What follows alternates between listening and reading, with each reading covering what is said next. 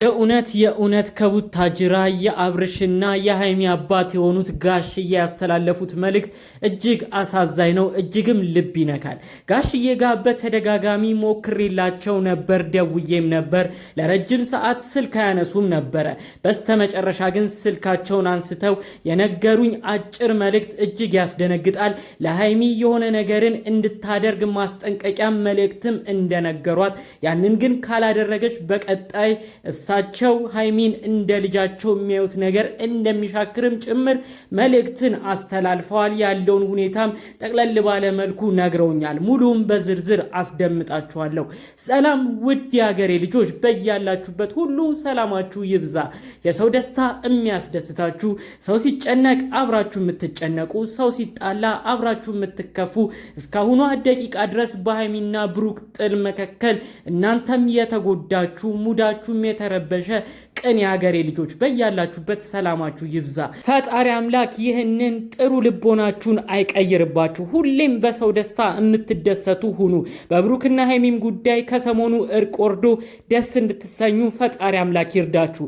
ለቻናሌም አዲስ ከሆናችሁ ይህን የመሰለ ቤተሰብ ይህን የመሰለ ኦዲየንስ የትም አይገኝምና ለኔም ቤተሰብ እንድትሆኑኝ በአክብሮት ጠየቁ። ሰብስክራይብ አድርጉኝ እላለሁ።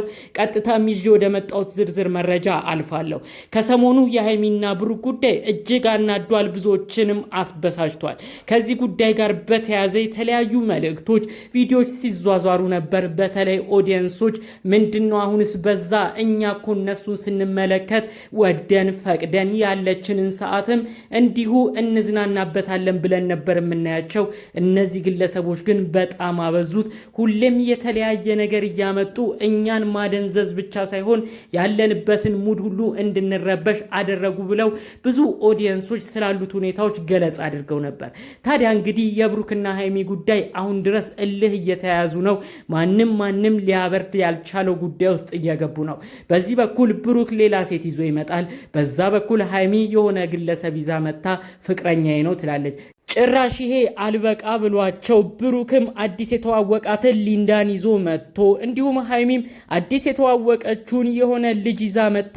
ሁለቱም በአንድ ላይ ሆነው አዳዲስ ይዘው ከመጡት ሰው ጋር በመሆን ዩቲዩብ ላይ ቪዲዮ ለቀዋል።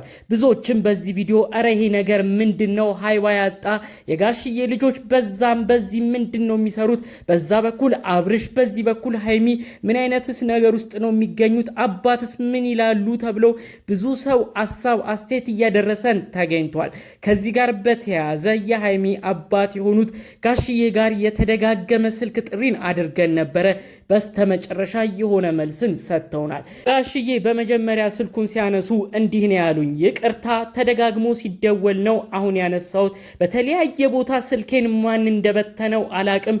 ብዙ ሰው ይደውላል፣ ያንተ ደግሞ ተደጋግሞ ተደውሎብኛል፣ ከሁሉም ተለይቶብኛል ሲሉ አጠር ያለን ቆይታ ስልካቸውን በማንሳት ከኔ ጋር ቆይታ አድርገው ነበር። እንግዲህ ጋሽዬ ያሉኝ ምንድነው ብዙ ሰው እያሰለቻቸው ስለሆነ ስልክ አሁን ላይ ማንሳት እንደማይፈልጉ፣ በልጆቻቸው ጉዳይ እጅግ እያዘኑ እንደሆነ፣ በስልክ ብቻም ሳይሆን የሰፈሩ ሰው ቡታጅራ ያለ ሰው ራሱ ቪዲዮዎቻቸውን እያየ ምንድነው ልጆቹ የሚያረጉት እርሶስ ለምን አይቆጡም እያለው ሁሉ የተለያየ ሰው መልእክት እንደሚያደርሳቸው ነው ጠቆም አድርገው የተናገሩት። ታዲያ ጋሽዬ ጠቅለል ባለ ሁኔታ ምንድነው ያሉኝ?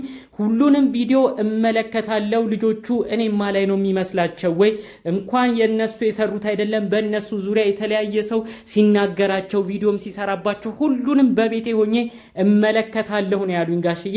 እንግዲህ አያይዘው ሌላ የተናገሩት ነገር ምንድነው?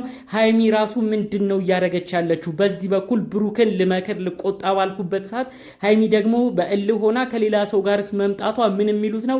ለኔም ግራ የገባኝ ነገር ነው። ብቻ ግን ሁለቱንም እቆጣለሁ ነው ያሉኝ ጋሽዬ። ከዛም አያይዘው ምንድነው ያሉት? እኔ ልጄን ሃይሚን አሳልፌ የሰጠሁት ለብሩክ ነው እንጂ እኔ ለማንም አይደለም። ከዛ ውጪ በዚህ ያህል ደረጃ ሃይሚን ቀርቦ እሷን የሚንከባከብም ሰው እኔ ፈቀድኩለትም እማቀውም ሰው የለም ሲሉ ነው መልእክታቸውን የነገሩኝ ማለት ነው። ለካ መልእክታቸውም እውነት ነው፣ የነገሩኝም እውነት ነው። ምክንያቱም ከጥቂት ወራቶች በፊት ሃይሚን እንግዲህ የሆነ በዓልን ቡታጅራ አሳልፋ ወደ አዲስ አበባ ልትመጣ በነበረበት ሰዓት ብሩክን ጠርተው ነው አክብረው እንግዲህ ልጄን አደራ የምሰጠው ካንተ ጋርም ትሆናለች በሰው ሀገርም ብቸኝነት አይሰማትም ብዬ ኃላፊነት የምሰጠው ለአንተ ነው ብለው ለብሩክ ኃላፊነት እንደሰጡ በቪዲዮም ተመልክተናል። ብዙዎቻችንም የምናውቀው ጉዳይ ነው። ታዲያ እንግዲህ ጋሽዬ ይህንንም በማንሳት ነው እኔ ልጄን እኮ ኃላፊነት የሰጠሁት ለብሩክ ነው እንጂ ለሌላ ሰው አይደለም። እኔ እስከማውቀው ድረስ ሁለቱ አብሮ አደግ ናቸው፣ ይዋደዳሉ፣ ከሀገር ከቡታጅራ ጀምሮ የሚተዋወቁ ናቸው። ስለዚህ እኔ ፈቅጄ አሳልፌ የሰጠሁት ለብሩክ ነው እንጂ ለሌላ ለማንም ሰው አይደለም። ለምንድን ነው በእልህ እየሆነች ከሌላ ሰው ጋር ቪዲዮ እየሰራች ለምንድን ነው በዚህ ያህል ደረጃ መነጋገሪያ የምትሆነው ብለው እንግዲህ ጥያቄ ሁሉ በመሰለ ነገር ነው እያነሱ እንግዲህ ጋሽዬ ሁኔታውን በቁጣ ሲገልጹልኝ የነበረው። በዛም አለ በዚህ ሃይሚ እኔም በጣም ትፈራኛለች፣ ታከብራኛለች፣ በስልክ ነው ደውዬም የምናገራት ነው ያሉት። ከዚህ በፊት በነበረው ነገር ከብሩክ ጋር ምንድነው የማየው ያለውን ነገር ክፍተቱንም አጥብበሽ ለመታረቅ ሞክሪ፣ ራስሽንም አትጉጂ ብዬ መክሪያታለሁ። አሁን ግን እልህ ሲጋቡ ደግሞ ጭራሽ ከሌላ ሰው ጋር ነው የተመለከትኳት፣ እሱ ግን ትንሽ ከብዶኛል ነው ያሉት። ምክንያቱም ከሌላ ሰው ጋር ባየኋት ቁጥር ያ ሰው ምን አይነት ሰው እንደሆነ አላቅም፣ ብልጥ ሰው ተጠቅሞባት ሊሄድ ይችላል በብልጠት። ሃይሚ የዋህ ልጄ ነች፣ በጣም መወዳት የምሳሳላት ልጄ ነች። ስለዚህ የምትገጥማቸው ጓደኞች ሁሉ በጣም ያሳስቡኛል። እኔ ባጭሩ ማቀው ብሩክን ነው ብለው ነው እንግዲህ ለብሩክ አፋቸውን ሞልተው የመሰከሩት ማለት ነው። ይህንን ነገር ግን ሃይሚ ራሱ ተናግራለች። ያው በጣም አባቴም የሚወደው ጋሽዬ በጣም የሚወዱት ብሩኬን ነው ብላ ደጋግማ ከዚህ በፊት በነበሩት ቪዲዮዎች ሁሉ ስትናገር ነበር። ዛሬ ያ ሁሉ ነገር እንዳይሆን ሆኖ ጭራሽ እንደማይተዋወቅ ሰው ሆነው ሁለቱ የገቡበት ነገር በጣም ያናዳል። ከዛም አልፈው ተርፈው ሃይሚ 1 ዓመት ሙሉ እኔ ፍቅር ካንተ ጋር የለኝም እያለች እንደው በቃ እልህ በተጋባ ስሜት የማይገቡ ቃላቶችን ካፋው እያወጣች ሁሉ ብሩክን የምትናገርበት ነገር በጣም ትንሽ ይከብዳል ማለት ነው።